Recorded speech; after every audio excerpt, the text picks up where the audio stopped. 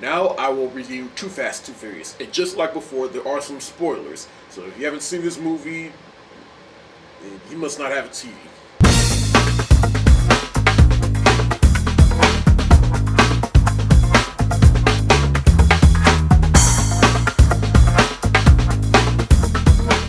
So in this film, Vin Diesel does return as Dominic Toretto.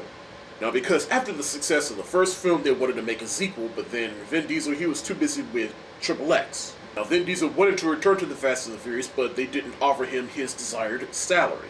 So then we follow Paul Walker as Brian O'Connor. Now in Too Fast, Too Furious, I consider this more so a spin-off rather than a sequel, because it follows Brian O'Connor after the events of the first film. Now, on the original DVD for Too Fast, Too Furious, it came with a 3-minute prelude directly after the ending of the first film of what happened after he let Dom go. And we see Brian trying to avoid the cops because, again, he let a criminal go. And you don't just let a criminal go without the cops being like, oh, you let a criminal go, alright, you're dead. But we see Brian O'Connor, he gets his street cred up, he becomes a better racer, he gets a better car, and then he just goes cross-country, and then he eventually ends up in Miami. That's where Too Fast, Too Furious begins. Now, I forgot to mention this in the review of the first Fast and Furious, but the first film was directed by Rob Cohen, who, in the future, directed XXX. Now, he wasn't a bad director for that movie, but in this movie right here, it is directed by John Singleton, who has gave us such classics as Boys in the Hood, Poetic Justice, Higher Learning, Shaft, Baby Boy, Four Brothers. Now, all those movies are usually rated R, but in this right here, Too Fast, Too Furious, this is his first PG-13 movie, which is kind of unusual for him, and this film as a whole is kind of a departure from what he usually does. The movie began with the race, which was a little weird because, you know, there was really no build-up to it. They just get straight to the point. But the race was hosted by Ludacris, and then he calls up Brian O'Connor. We see that first race, Brian beats everybody, and we can see that Brian, again, he has become a better driver until the scene gets ambushed by the cops. Because, again, Brian is public enemy number one, and so they look for him, they get him, and they bring him in.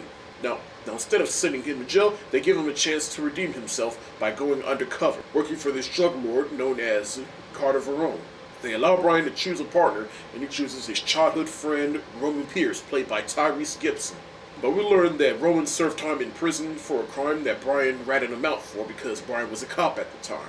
But they also give Roman a chance to clean his record if he helps Brian go undercover. Now, the chemistry between Brian and Roman, I like that chemistry, and it's cool that it follows off-screen too. As we've seen throughout the past couple of years, Tyrese has been very vocal and emotional ever since the passing of Paul Walker.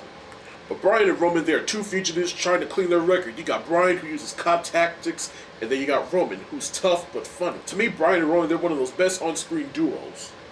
And yes, I'll give you Dominic and Brian, and there's plenty others, but hey. In terms of the vehicles, the cars in this movie are way better than in the first film. Like in this film, Brian drives two vehicles. Like the one in the beginning, Brian drives the silver Nissan Skyline, until he gets manufactured by some electric car stopper that the cops throw at it. But later on, the cops give Roman and Brian the Mitsubishi Lancer Evolution and the Chevrolet Monte Carlo. Now, I like the setting of the movie. One of the things I like about this franchise is the setting. Like, the first film, it was set in LA, and this film, it's set in Miami. I like where they choose locations with every movie, because ultimately, the location is the personality of the movie. In Miami, is the personality of this movie. When you see Miami in this movie, you want to go there, and you want to live there too. Now, I've talked about the two main characters. Let's talk about some of the supporting cast. Like, the lead female is Eva Mendes. She's an undercover cop too, and she's been Carter Verone's girl for over a year, so then that comes in conflict within Brian and the other cops because she's been with them for a year, so they don't know if she's compromised or not. Now, there's a love connection between Brian and Eva Mendes in this movie, but, you know, it's clearly not elaborated enough. And as you can see with later films, they don't elaborate on it either. Now, Eva Mendes in this movie, like, this is the first movie that I actually saw her in, and I was like, I am in love. And yes, I know she was Denzel Washington's wife in Training Day, and she was Mike Epps' girlfriend in All About the Benjamins. But to me, this was the movie that I actually saw her in, because back then I never really saw movies like Training Day and All About the Benjamins. But this was really the movie that jumpstarted Eva Mendes' career. The villain in this movie is Carter Verone, played by Cole Hauser. Now, Cole Hauser, he was good in the role, but he wasn't really memorable in the movie. Like there's this one scene in the movie where they're at the club and one of his men is actually a cop that he has on payroll or whatever. He puts a rat on his stomach, puts a bucket over it, and then heats the bucket up. And the rat has nowhere else to go but dig through his stomach. Now, the scene was pretty tense, but it could have been just a little darker. Because that scene was well lit and didn't really add any tension to it.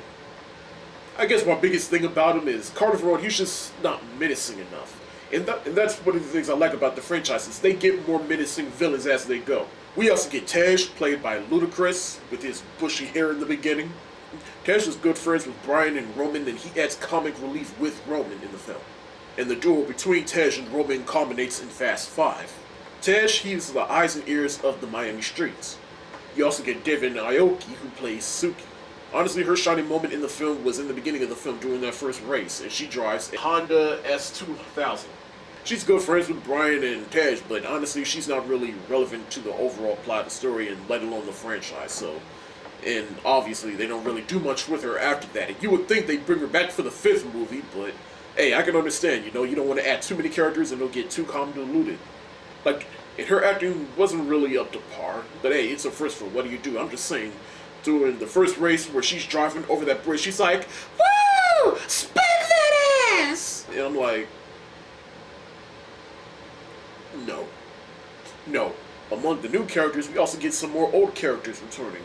Like Tom Berry plays Bilkins from the first film. It's also cool that he gets to come back because, you know, it's Brian and him from the first film, and at least we get some connection to the first film, and the relationship between him and Brian, it kind of grows a little bit, and you can tell that Bilkins was looking out for him because of the danger that is to come at the end of the film. But Bilkins does ultimately hold some kind of grudge against Brian for what he did at the end of the first film.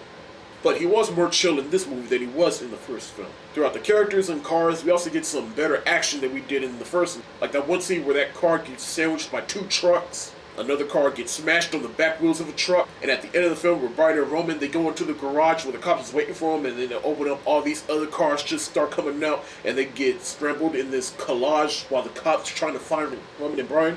And at the very end, where Brian and Roman, they pull a Dukes of Hazzard and drive their car off the cliff and land into Carter Verone's yacht. I remember watching that for the first time and I was like, that is absurd.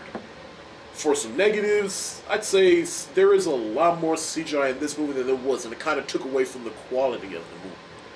I'd say the ending isn't really fulfilling and didn't really wrap it up in a nice little bow either. Like, in the end, Brian and Roman, they get their records clear, and then in the end, Brian, Roman, and Monica, they bust Carter Verone, and then they get their records clean, and then that's really the end right there. I mean, other than Roman stealing some cash for them to start a garage, but it's just, the ending didn't really wrap it up in a nice little bow for me. Like, I like the ending for the first movie because I feel like it wrapped the story up very good. As opposed to the ending of this movie, it didn't really fulfill the story, and I felt like it didn't really pay off. But with John Singleton's style being his first PG-13 movie, I feel like his style didn't really add anything to this movie, and I feel like the first movie was more darker as opposed to this movie, it was more toned down and neuter.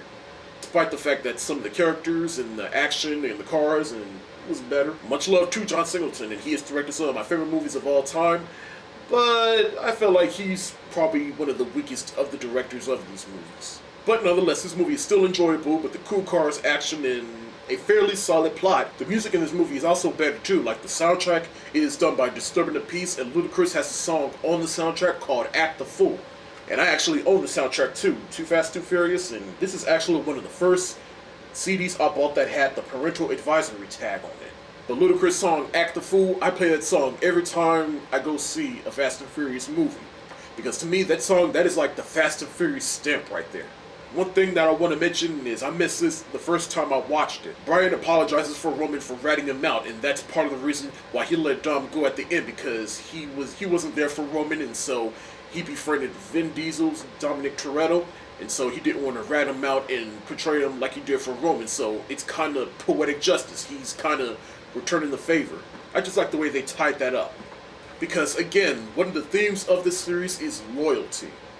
So in conclusion, Too Fast, Too Furious is a good film. It's not as great as the first film, but it's still an enjoyable film. And I will always have a spot in my heart for Too Fast, Too Furious. It has more characters, better action, fairly solid story, better music. I will give Too Fast, Too Furious a B+, for I would buy on Blu-ray. That's it for the day. If you like what you see, subscribe to this channel, subscribe to my other channel. The links are in the description below. And be sure to follow me on Facebook, Twitter, and Tumblr. And be sure to check out my website. Peace.